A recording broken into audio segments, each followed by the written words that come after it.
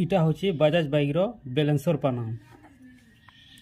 इ बैलेंसर के इ पाना रे सेटिंग कराहेसी। इटा बाइक रो स्पोक के बनाइछे बजाज बाइक रो बैलेंसर पाना।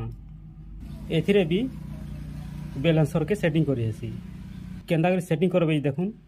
वीडियो भल लागले लाइक करबे और चैनल के जदि नुआ हेइछन बोले फेसबुक रे देखुतले फॉलो करबे, यूट्यूब रे देखुछन बोले सब्सक्राइब करबे।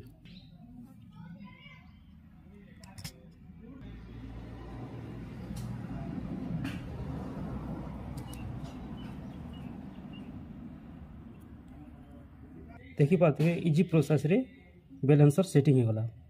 एथिरे भी बैलेंसर सेट करी देखुछे। दुईटा सेम प्रोसेस है।